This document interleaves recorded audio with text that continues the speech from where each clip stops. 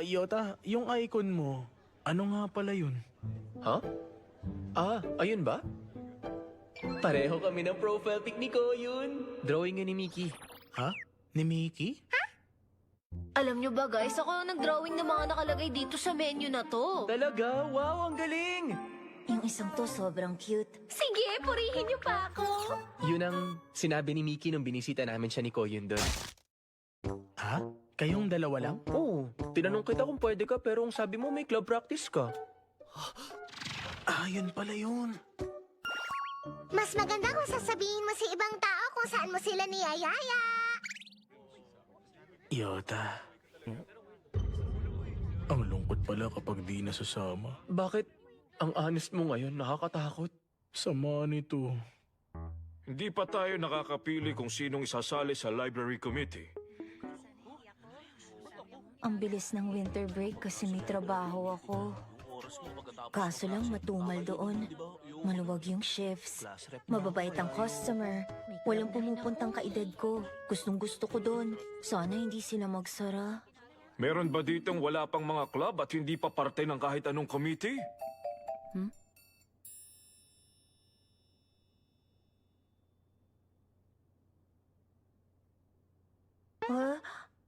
Library Committee Shimojima. Hikawa? Mukhang ang daming kailangang gawin, no? Kapag reception duty tayo, bawal umuwi hanggat may tao pa. Nakakabini ang katahimikan. Kailangan kong magpalit ng oras sa trabaho. Hindi ka rin pala sumali sa kahit na anong club, Shimojima? Ha? Hindi. Nasa art club din ako. Pero dahil dinadrawing ko lang ang kahit na anong gusto ko, akala ng iba madali lang yung ginagawa ko kahit hindi naman.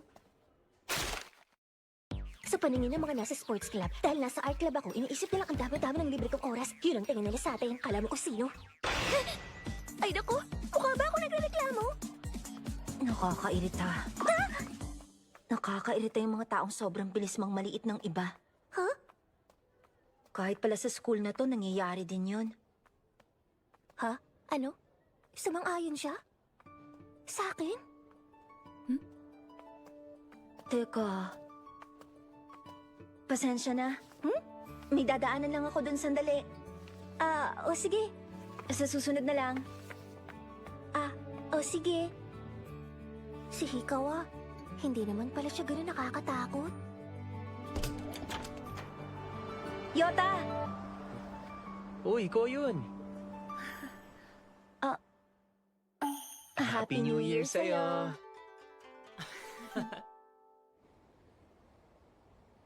Wala kang club practice? Wala ngayong araw. Hindi namin magagamit yung gym. Di kanina ka pa pala nandito? Oo. Gusto ko lang kasing tumunga lang dito habang pinapanood ang kalangitan. Meron ka bang kahit na anong iniisip? Wala. Wala akong iniisip. Wala akong iniisip na kahit na ano.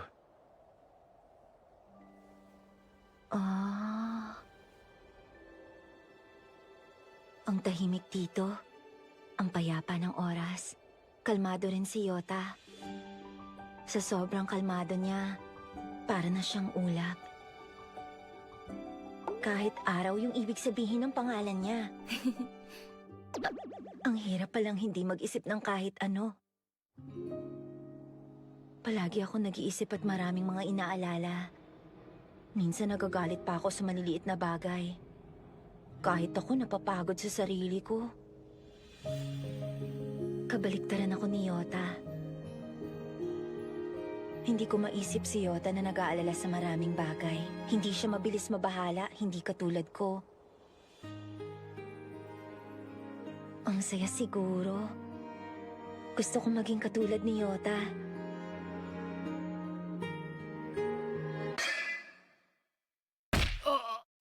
Hoy, Mamiya! Mata sa bola!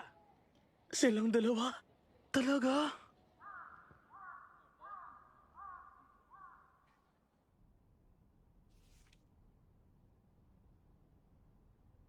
Ayan, tapos ko nang basahin.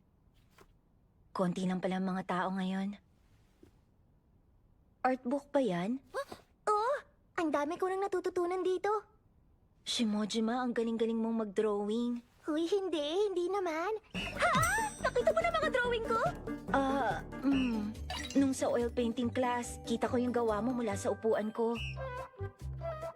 Naku, sorry Tumingin ako ng walang paalam. Ha? Okay lang, bumalik ka na. Sa susunod ulit. Sige, bukas na lang. Kung magbasa din kaya ako ng mga art book. Pero anong art book kaya ang unahin?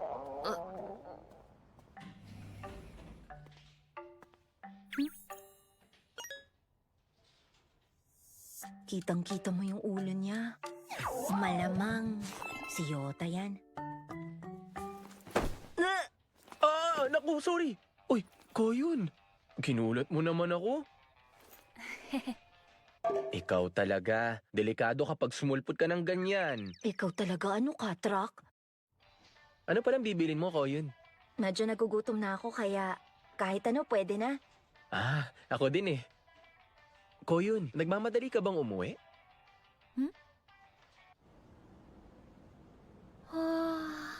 Ang init nito sa kamay. Uy, lalamig yan. Hindi ka ba maghahaponan sa inyo? Okay lang yun? Oo, okay lang yun. Ang bilis ko lang kainin to. Sa bagay. Napansin ko kamakailan, parang ginagabi ka yata ng uwi. Nasa library committee na kasi ako. Pinilit ka lang siguro, no?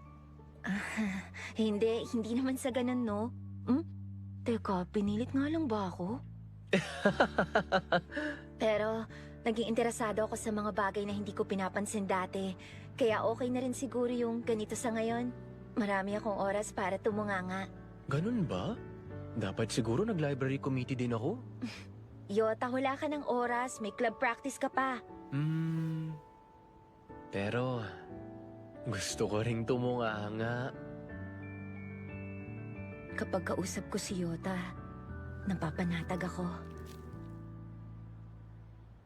Ang init sa pakiramdam.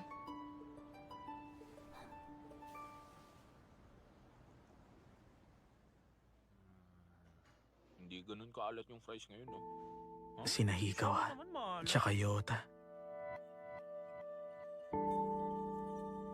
Sana hindi na lang sila. Kung magkakagusto lang din siya kay Yota, siguradong masasaktan siya.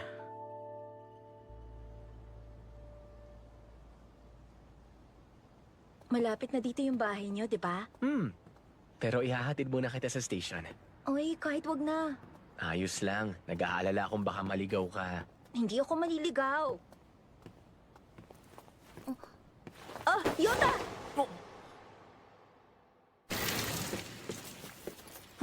Nakakagulat naman yun. Magbukas kasi kayo ng ilaw.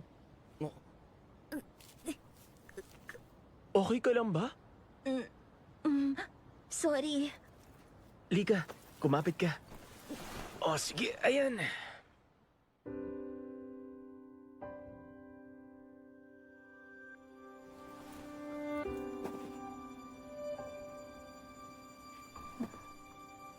May problema ba? Wala. May naalala lang ako. Nung maliit pa ako nun. Bigla ko lang naalala yung papa ko dati. Kapag binubuhat niya ako. Ay, ano ba kasi itong pinapaliwanag ko? Ayos lang, no? Kahit magkamali ka pa ng tawag sa akin. Hindi naman ako elementary student para magkamali, no? Tama. Kaya naman pala. Si Papa, kamusta na kaya siya?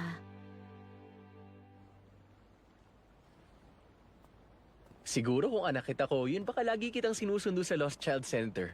Grabe ka, hindi naman ako palaging maliligaw, no? Oh, Yota? Huh?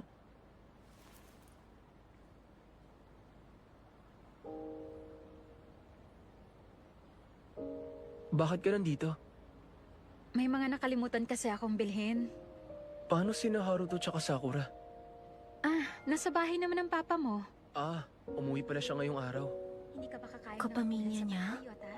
Ate niya kaya Pasensya na, siya? Hindi ako nag-message na kumain na ako. Oras na siguro para umuwi ako ng mag-isa. Yota! Sige, uuwi ako pagkahatid ko sa kaibigan ko sa station. Sige. Mag-iingat kayo.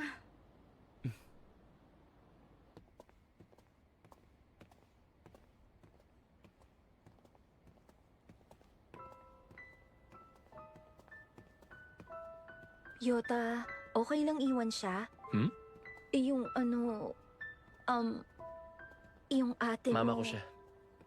Ha? Yung babae kanina, siya ang mama ko. Ha? Ha? Pero hindi kami magkadugo.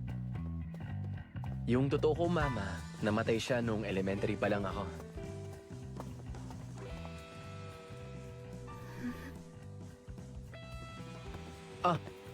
Sorry. Natural lang na magulat ka.